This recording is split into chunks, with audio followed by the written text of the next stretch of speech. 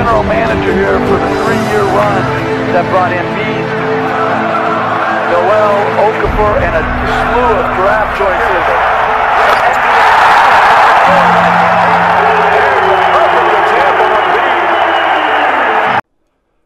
What's going on, guys? Welcome back to the Hoops Reference YouTube channel. Today, we're going to be talking about the Oklahoma City Thunder.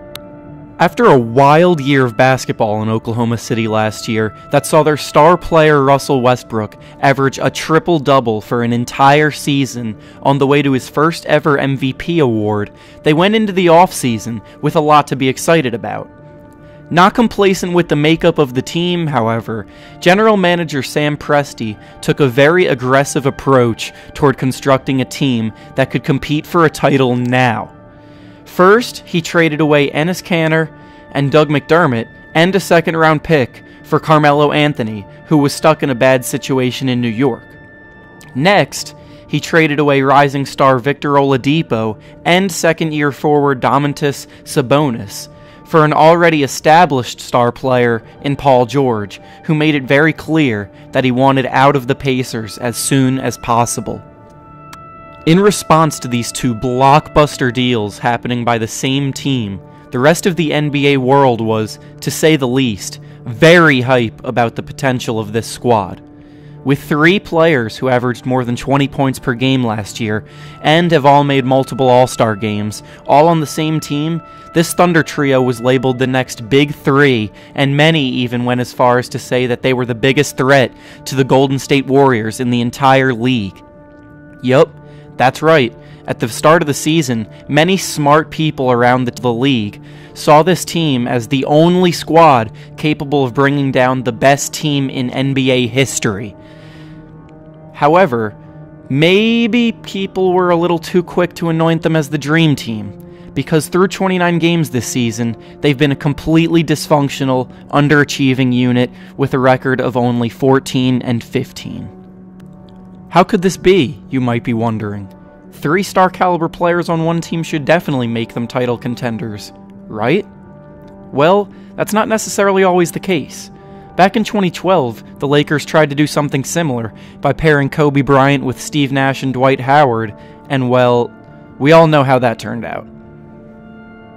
Super teams, quote-unquote, are not always destined for success, because not every star player can mold their game to the other star players around them. This was the case with the 2013 Lakers, and is the case now with the current Thunder team. Before we dig deeper into why this team isn't producing at the level we all expected them to, let's take a look at the Big Three's numbers so far this season. Russell Westbrook is averaging 22.8 points, 9.9 assists, and 9.7 rebounds per game, but on a career-worst 38.8% from the field.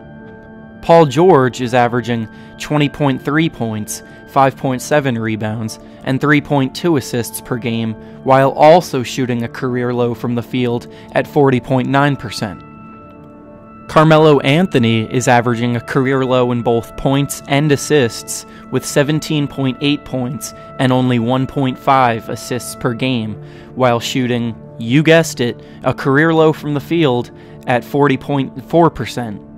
Out of everyone in the NBA that takes 15 shots or more per game, these 3 players have the 3 worst field goal percentages in the entire league. To begin to explain why this is happening, the team's lack of ball movement is a major issue. The Thunder currently rank 29th out of 30 teams in the NBA in passes made per game. The only team that's even close to making as few passes as them per game is, ironically, the Houston Rockets. The Rockets, however, currently have the best record in the NBA, and the Thunder are below 500. Now you might be wondering why the Rockets are so successful without moving the ball when the Thunder are struggling because of it. And to put it simply, the Rockets pass with purpose and the Thunder don't.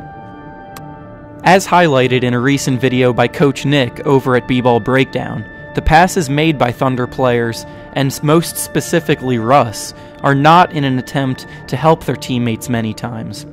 Throughout a game, Russ will pass the ball to a teammate and just stand there, completely still, hoping that the teammate will make a good move resulting in a score, or he'll just pass it right back to him because of the lack of offensive creativity. Westbrook loves isolation more than the average player, so pairing him with Carmelo Anthony, who has earned a reputation as being a quote-unquote black hole of sorts on offense, was always going to be a flawed pairing. As a team, the Thunder rank second in the NBA in isolation possessions per game, behind, you guessed it, the Houston Rockets. And again, back to the main point, the Rockets are actually a highly functional isolation team, while the Thunder struggle mightily in this department. For evidence of this, when looking at points scored per possession in isolation plays, the Rockets ranked number 1 in the NBA. The Thunder, however, while running the second most amount of isolation plays in the league, only ranked 24th in the league in points per possession from isolation plays. The fact that they're so inefficient on these plays is not necessarily the issue. The issue is that they run so many of these plays that they are clearly not efficient at.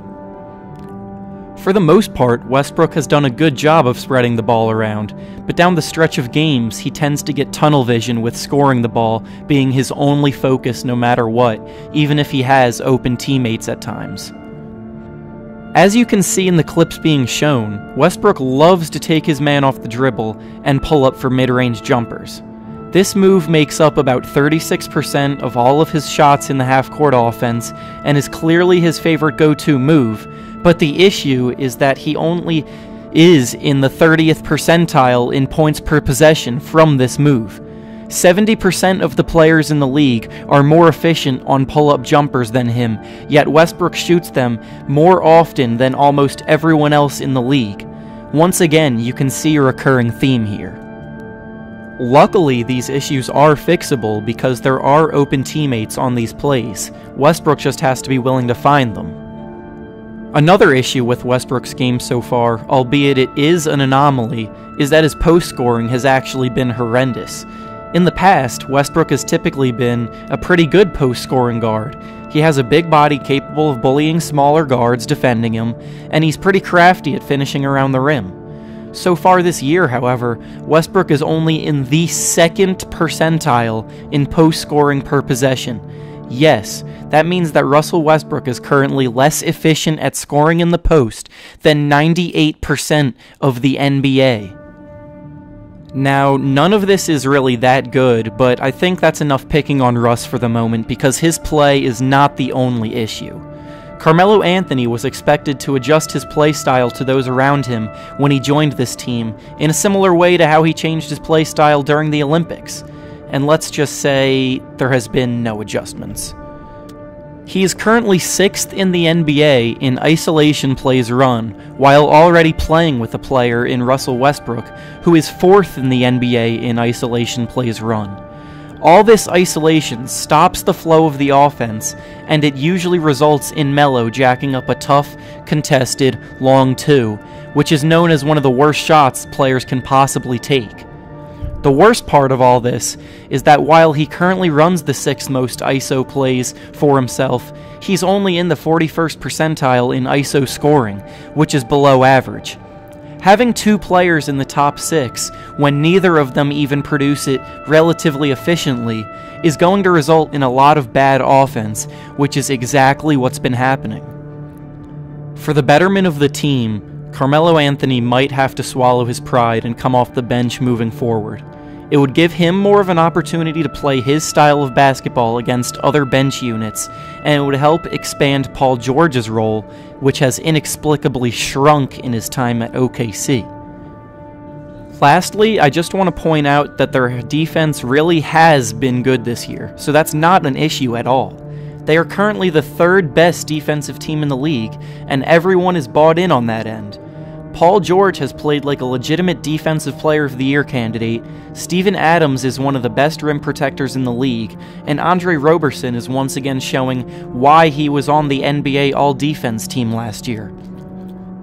Overall, whether or not the Thunder improve is really up to them. They have all the talent to compete with anyone in the league, but their style of play is holding them back in a big way.